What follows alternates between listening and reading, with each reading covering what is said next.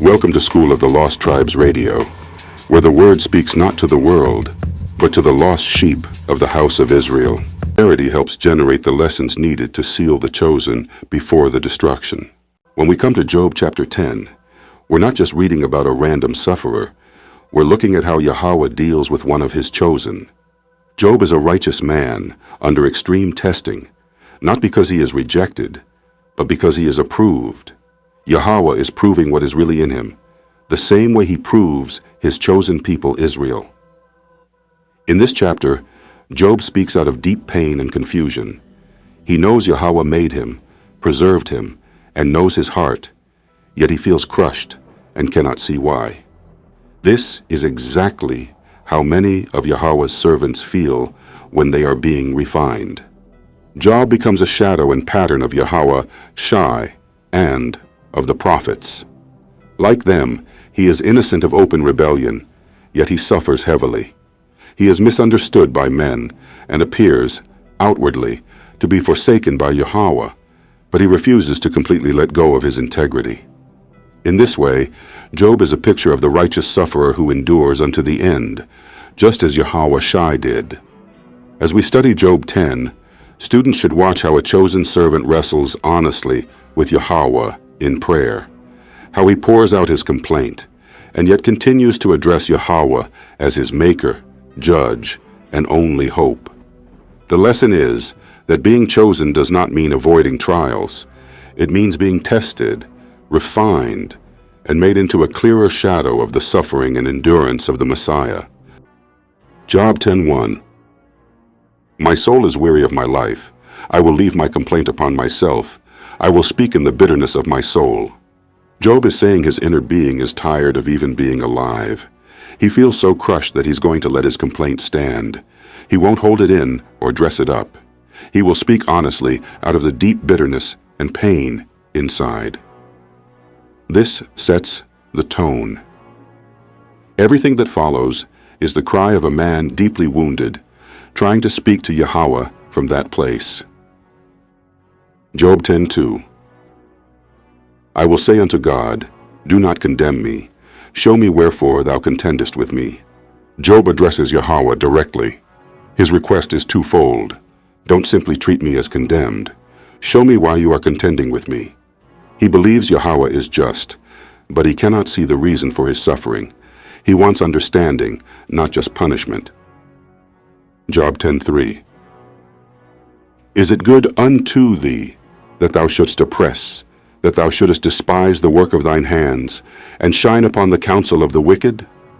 Job asks if it is fitting or good in Yahweh's sight to crush someone he himself created. It looks to Job like Yahweh is despising his own handiwork. Job, while outwardly the plans of the wicked seem to prosper, Job is not saying Yahweh is actually unjust.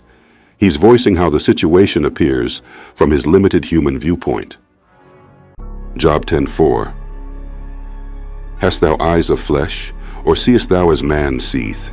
Here Job asks whether Yahweh sees things the way humans do.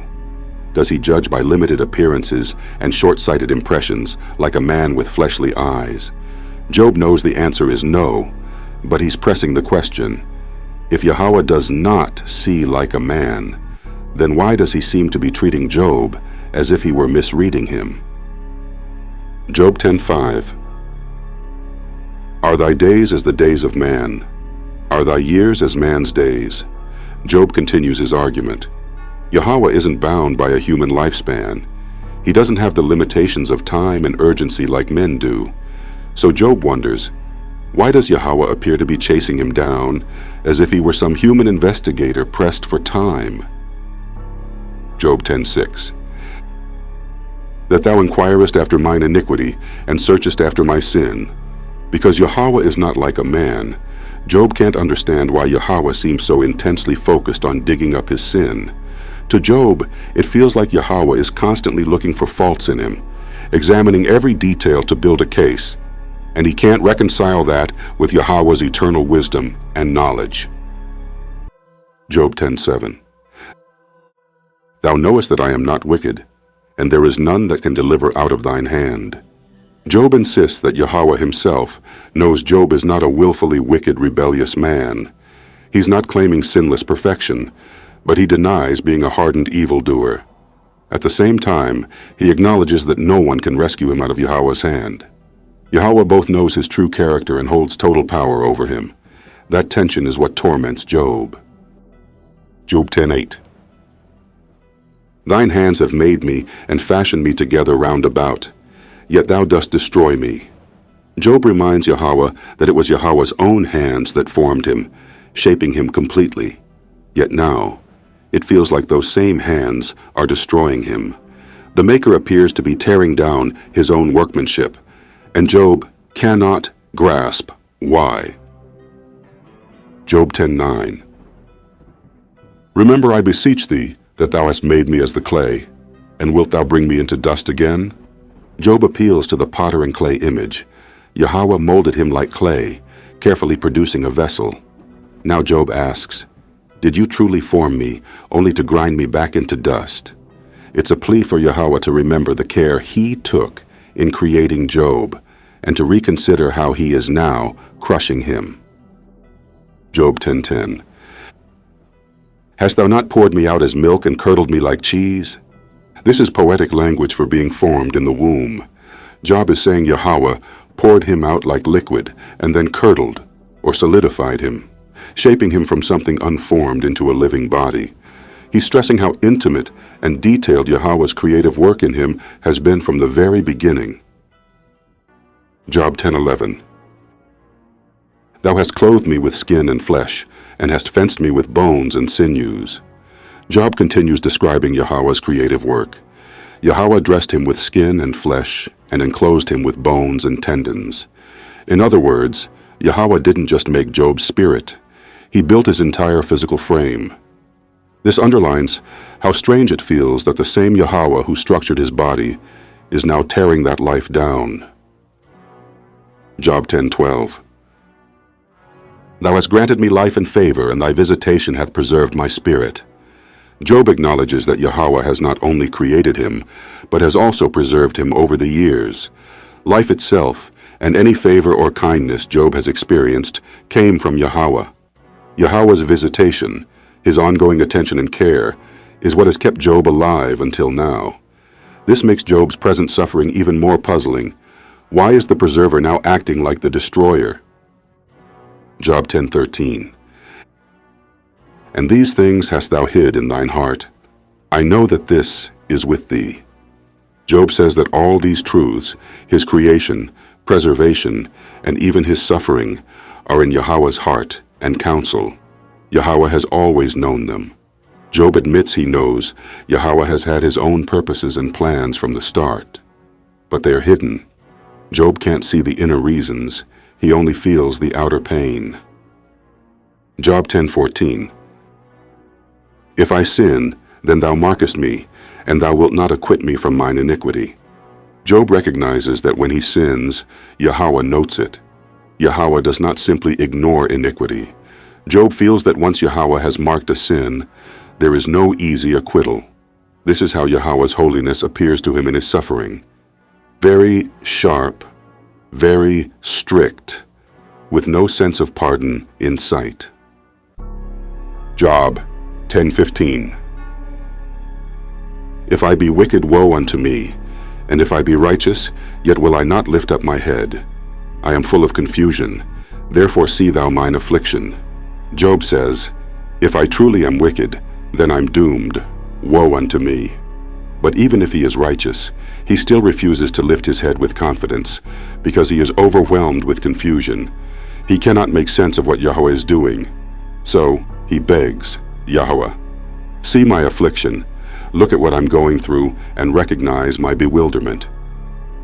Job 10:16. For it increaseth. Thou huntest me as a fierce lion, and again thou showest thyself marvelous upon me. Job says his suffering keeps increasing. He feels chased and torn, like prey hunted by a fierce lion. He describes Yahweh as repeatedly revealing himself in Job's life, showing himself marvelous. But here the marvels are not blessings. They are the staggering blows and strange acts of judgment that Job cannot explain. Job 10:17. Thou renewest thy witnesses against me, and increasest thine indignation upon me. Changes and war are against me. Job feels that Yahweh keeps bringing fresh witnesses against him, new afflictions, new signs of anger. Yahweh's indignation seems to grow, not shrink. Changes and war means blow after blow, one wave of trouble after another, as if his life were a battleground. He sees no stability, only a succession of hardships. Job 10:18. Wherefore then hast thou brought me forth out of the womb?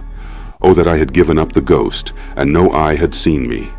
Here Job asks, if this is how it was going to be, why was I ever born? He wishes he had died at birth, so that no one would have seen him alive. This is not Job denying Yahweh's right to rule, but a cry from deep despair. He cannot see the point of having been brought into the world just to suffer like this. Job 10:19. I should have been as though I had not been. I should have been carried from the womb to the grave. Job pictures the ideal in his current mindset. He would have been as if he never existed, carried straight from the womb to burial. This is how bad his suffering feels. Non-existence sounds better than living under Yahweh's heavy hand without understanding. Job 10:20. Are not my days few? Cease, then, and let me alone, that I may take comfort a little. Job knows that human life is short. Because his days are few, he pleads with Yahweh to stop pressing him so hard and to let him be for a while. He's asking for a little breathing space, a small measure of comfort before his short life is over. Job 10:21. Before I go, whence I shall not return, even to the land of darkness and the shadow of death. Job looks ahead to death, which he calls a place he will go and not return from, a one-way journey. He describes it as a land of darkness and the shadow of death, a realm where from his perspective there is no coming back. He sees death as a dark, irreversible state. Job 10:22. A land of darkness as darkness itself, and of the shadow of death, without any order, and where the light is as darkness. Job expands on that image. The place he expects to go is pure darkness, disorder, and the shadow of death. Nothing is arranged or clear there. Even what might be called light is as darkness. This is how the grave appears to him in his pain, an obscure, silent realm. Because he believes he is so close to this land of darkness, he begs Yahweh for just a little mercy and relief before he crosses that border. If you want, we can next link Job's cry in this chapter to his earlier longing for a daysman, mediator, in Job 9, and talk about how that points forward to the need for a mediator between man and Yahweh.